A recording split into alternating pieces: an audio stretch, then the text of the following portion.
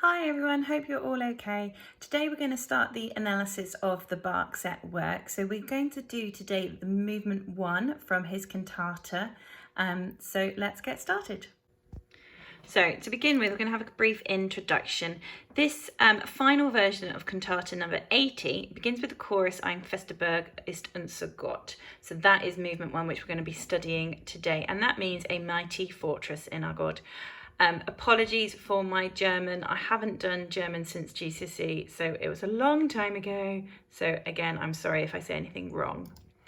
So task 1, what I would like you to do is in your anthologies, please could you read the meaning of the text, which is on page 473, just so you know what the words mean. You may want to flip back to the translation every now and again whilst we're analysing this piece. So this cantata is based on a hymn by Martin Luther, who lived from 1483 to 1546. So not to be confused with Martin Luther King, please, two very different people. Now, task 2, listen to the first movement. I have put it up here for you to listen to in full. So it's a highly contrapuntal movement. That means there's lots of overlapping melodies. So it's a really polyphonic movement. So like I said, 2 melodies played against each other and interweave. So it is fugal. So you might remember that your Bach from GCSE had was fugal based. So this is where we have a theme or a subject, and then another part has the answer, which is usually up a fifth or down a fourth, but we'll look at that in more detail when we actually start the proper analysis. We also have canon, so that's where parts copy each other, and that's usually between the oboe and the bass part, which we'll talk about in a minute, okay? So think about row, row, row your boat and taking it in turns to start it. If we were in the classroom, I would get you to do it as a class, but we're not, so you're lucked out. So instrumentation then. It is a Baroque orchestra. So we have 3 oboes, but they're actually all playing the same part. There are 2 violin parts, the first violin and the second violin, viola, cello and harpsichord, which is written as cembalo on your piece, violin, which is the early double bass, and an organ, which is written organo. That's the double bass, the violin. So this has the figured bass written underneath as well. So if we have a look, we can find some figured bass. Here we go.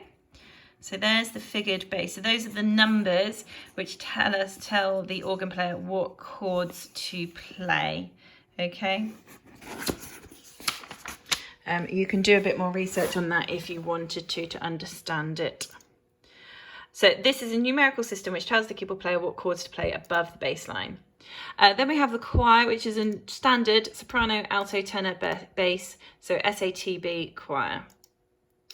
The vocal parts are actually really closely doubled by the orchestra. So when we look through, you'll see that it's doubled up. So when we get later on in the analysis, I don't put the orchestra in my examples, I just use the choir.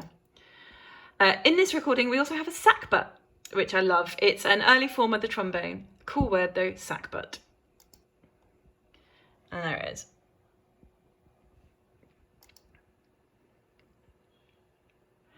Also, Bach's son later added in trumpet parts to add in grandeur, but we don't have them in this one. This is a more traditional recording.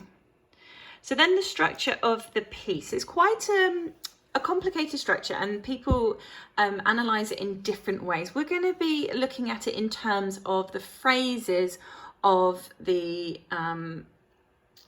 melodies, but the overall structure of the whole cantata, not just this movement, is this. So it starts with a chorus, which we're studying today, and then is the duet, and then a recitative, aria, chorus, then another recitative, duet, chorus. So you can see it's almost symmetrical with the 2 choruses, duets, recitative, and then an aria and a chorus in the middle.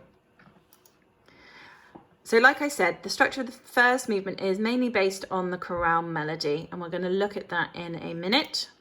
There are 9 phrases, which corresponds to the 9 lines of text or lyrics, and that is there. So take a minute to go through and mark it on your scores. You can pause me, remember. Now, moving on to structure and tonality, because this is linked with the structure quite a lot. So it begins and ends in D major, that's our tonic key. And then you will see that we have big sections in D major, and we go to and from D major a lot. We go to A major as the dominant, but then we do spend a lot of time in minor keys, and that, a little bit of time in minor keys, and that adds colour because they're very brief. So we're mainly in D major and A major, but we do have the minor keys for colour. Then we move on to melody. So this here is the original melody from the Martin Luther hymn. So we have a recording of it here.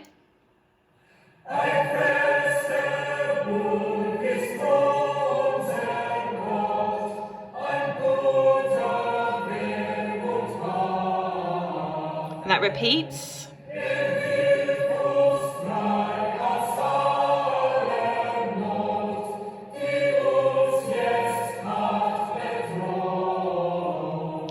Phrase 3.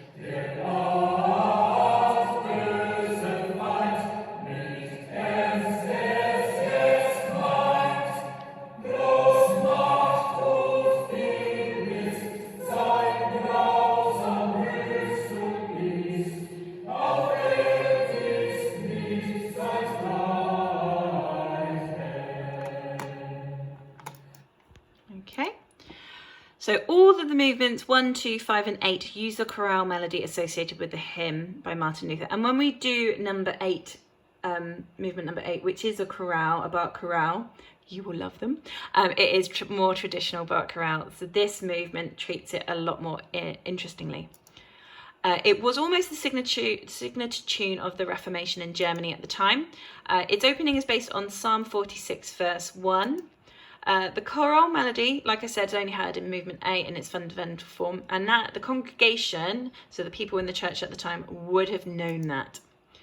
In movement 1, we hear each phrase in turn, and we'll compare those in a minute, and we share them fugally or in imitation. And there's often lots of ornamentation of the melody as well to make it more interesting. So we have the themes here. Phrase 1, we're going to call the subject in a fugue, or we can call it theme A. So if I talk about theme A, or the subject is the same thing.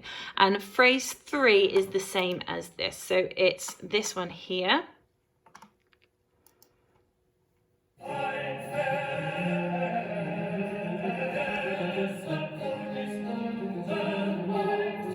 Okay. So it's the Ein fester Burg, it's unser Gott, it's subject or theme A.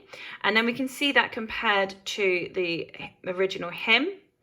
And you can see I've put in the arrows to compare the notes where they are. Okay, so obviously we've got a little bit extra in there, but not too much. You can still see and hear the main Martin Luther hymn there. Phrase 2 then is what we're going to call the counter subject. This melody is played after the subject or answer in the same part. So say the tenor starts with Ein fester Burg, ist unser Gott, then he'll go on to the counter subject whilst another part will sing that, the theme A. Okay, the melody is literally counter against the melody, so that's why it's called a counter subject. Phrases 4 and 9 are the same as this counter subject. Okay, so let's have a listen to that.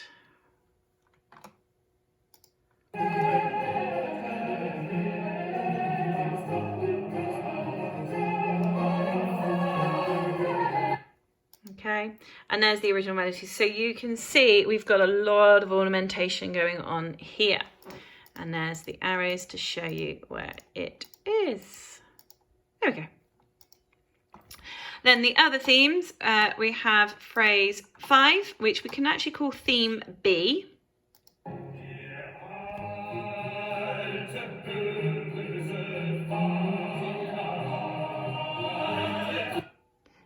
I love this one. Der alte Bach. I love that t bit. It's great.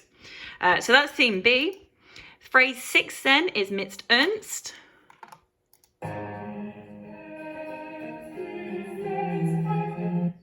Okay, phrase 7, this can be called theme C. Oh, there we go. So this one's a much more legato melody. Großmacht und vielest. And then phrase 8.